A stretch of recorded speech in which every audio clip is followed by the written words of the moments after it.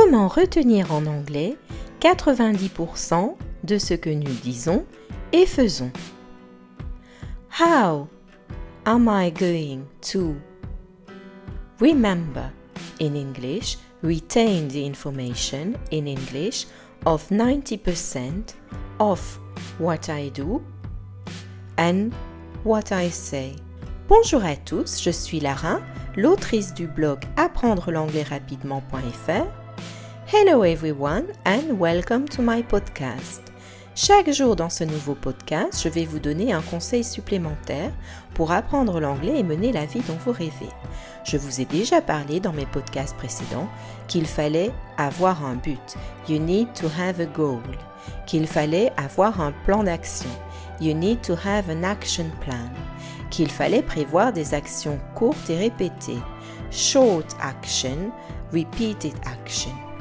Je vous ai dit aussi qu'il fallait trouver quelque chose que vous aimiez faire et je vous ai expliqué comment faire par exemple quand on écoute un podcast ou qu'on écoute un film en anglais. Donc là aujourd'hui je vais vous parler de la pyramide d'un américain, la pyramide de Dale, the Dale Pyramid. Donc la pyramide de Dale, c'est le fruit d'un chercheur américain, Edgar Dale, qui a fait un travail sur l'apprentissage. Et il a vraiment aidé à trouver ce qui nous permet d'avoir une meilleure compréhension de l'anglais, ce qui nous permet de retenir mieux en général ce qu'on apprend. Et donc, je vais vous montrer comment on peut appliquer cela à l'apprentissage de l'anglais. So the Pyramid of Dale was created by this American, Edgar Dale. He was a researcher and basically he made up a pyramid of what we need to do to retain the information that we learn.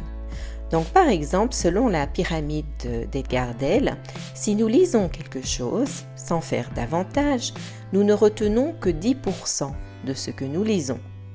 Par contre, si nous entendons quelque chose, nous retenons 20% de ce que nous entendons. Si nous voyons quelque chose, nous retenons 30% de ce que nous voyons. So if you read something, you retain 10%. If you hear something, you retain 20%. If you see something, you retain 30%. Si nous regardons un film, ou bien visitons une exposition, ou assistons à une présentation, là par contre, nous retenons 50% de ce que nous voyons et entendons. If we watch a film, if we visit an exhibition, or if we attend a presentation, we retain 50% of what we see and hear. Si nous participons à une discussion ou si nous faisons un discours, nous retenons 70% de ce que nous disons. If you take part in a debate, or if you do a debate, if you make a speech, for example, you retain 70% of what you say. Si on fait une présentation ou on simule une action, on est dans l'action concrète. Et là, on retient 90% de ce que nous disons et faisons. So if we make a presentation, if we simulate an action, then we are in a concrete action and we retain 90% of what we say and do. Donc, ce que nous enseigne la pyramide de Dale, c'est que plus on est actif dans son apprentissage, mieux on retient. Donc, je vous ai parlé hier de la façon de regarder un film et c'est vrai que déjà le fait de regarder un film nous permet de retenir 50% de ce que nous voyons et entendons. Donc, c'est déjà une méthode nettement supérieure par rapport à simplement lire un article. Maintenant, si nous participons à une discussion, c'est l'étape supplémentaire, nous retenons 70%. Mais ce qui est intéressant de constater, c'est que si nous simulons une action, nous retenons 90% de ce que nous disons et faisons. C'est pour ça en fait que j'ai pris l'approche comment faire pour simuler une conversation en anglais de la maison. Dans mes formations en ligne, j'ai pensé à simuler une action de conversation. Donc vous avez une action simulée avec moi. Et ça veut dire en fait que vous allez vous exercer à pratiquer cette conversation. Et le fait que vous la pratiquiez, vous allez retenir 80% de ce que vous dites et faire. Et si vous faites une présentation, par exemple, en tant que professeur, j'ai trouvé qu'il est très utile, quand j'étudie un concept, de l'enseigner à quelqu'un d'autre, c'est-à-dire, par exemple, je vais apprendre en italien, parce que je suis en train d'apprendre l'italien, une nouvelle règle grammaticale, et pour être sûr que je l'ai bien assimilée, je vais m'imaginer l'expliquer à quelqu'un d'autre, ou bien je vais prendre une vraie personne de mon entourage et lui expliquer. Parce que si vous êtes capable d'expliquer quelque chose, ça veut dire que vous l'avez entièrement comprise.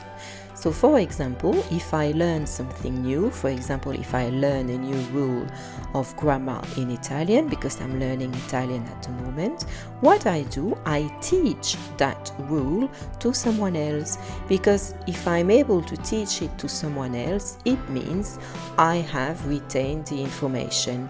I know the information. Donc voilà ce qu'il faut faire. Il faut avoir un apprentissage plus actif, c'est-à-dire il faut au maximum mettre en pratique ce qu'on a appris. Et ce qui est intéressant de voir, c'est que bien sûr participer à une discussion est importante, mais on peut voir que même si on simule une action, cela a une importance égale sur la mémorisation. Donc c'est ça qu'il faut faire. Il faut engager le corps et il faut engager la tête. Donc par exemple, vous pouvez, pour engager le corps et la tête, to use your head and your body to be able to learn better, what you can do, par exemple, vous vous mettez debout et vous faites une présentation de quelque chose. Par exemple, si le thème était de vous présenter, vous vous mettez debout face à un miroir et vous vous présentez. Ou bien vous trouvez une personne et vous vous présentez en anglais.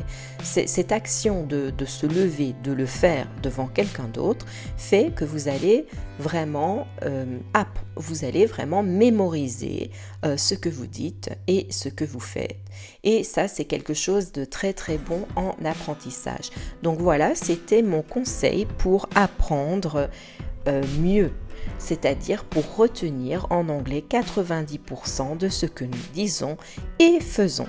J'espère que ce podcast vous a été utile. Je vous rappelle que vous pouvez aller voir sur mon site apprendre-l'anglais-rapidement.fr et télécharger gratuitement votre guide complet de l'anglais débutant, un guide de 50 pages avec toutes mes astuces et mes ressources gratuites pour apprendre l'anglais. See you later. Bye bye for now.